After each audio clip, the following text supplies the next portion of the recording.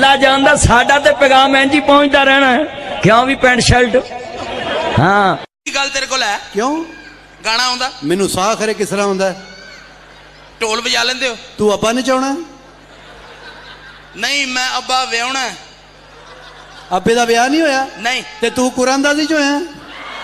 बस गुजारा हो रहा है होर सुना तनख्वाह ही नहीं बदन दई होर सुना साला रोज ही मोटरसाइकिल ले जाता है होर सुना कल मसीह तो जुत्ती चुकी गई होर सुना निके भरा ने हिस्सा मांग लिया होर सुना बरीक पेन वाला चार्जर गवाच गया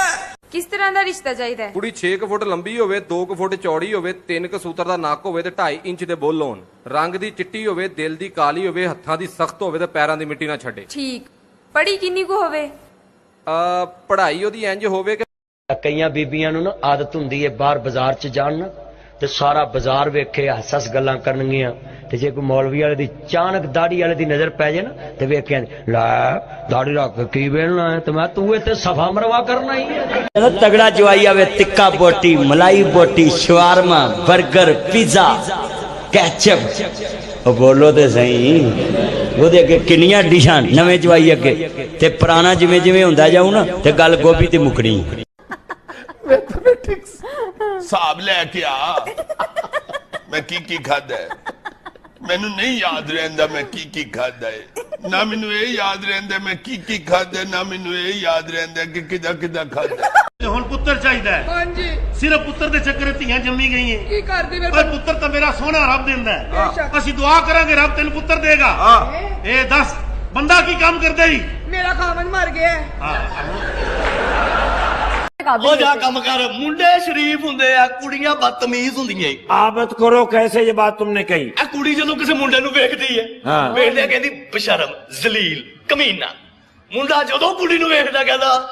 सुभान ਪਠਾਨ ਆਪਣੀ ਮਸ਼ੂਕ ਦਾ ਨਾਂ ਲਿਖ ਰਿਹਾ ਕੈਂਚੀ ਨਾਲ ਤੇ ਲਿਖਦਾ ਰੋਣ ਲੱਗ ਪਿਆ ਮੈਂ ਕਿਹਾ ਖਾਸਾ ਕੀ ਹੋਇਆ ਜਦੋਂ ਇਸ਼ਕ ਕਰਨਾ ਫਿਰ ਰੋ ਕਿਉਂ ਰਿਹਾ ਕਹਿੰਦਾ ਸਪੈਲਿੰਗ ਗਲਤ ਹੋ ਗਈ मुझे वो सामने वाली पूरी बिल्डिंग पसंद है खरीदोगे हाँ कोशिश करूंगा अन्नी दे मजाक है ਕਿਡਾ ਕਿਡਾ ਤੇਰਾ ਹੱਥ ਹੈ ਵੇ हाँ ਕੀ ਕਰਦਾ ਰਹੇ हथी काम करीदा ਆਪਣਾ ਕੰਮ ਆਪਣੇ ਹੱਥ ਨਾਲ ਕੀ ਗੱਲ ਤੁਸੀਂ ਖੈਰੀ ਹੋ ਤੁਹਾਡਾ ਮੂੰਹ ਹਿਲਦਾ ਕੰਮ ਹੋ ਜਾਂਦਾ 5 साल स्कूलों फेल होया अच्छा जी इनू इहदे अब्बे ने कहा ओ तू फेल होया ना मैनू अब्बा ना कही ए फिर फेल हो गया घर आया आन के अपने अब्बे नू कहंदा होर भी मुश्ताक की हाल आ सीना बाहर निकालो और निकालो और निकालो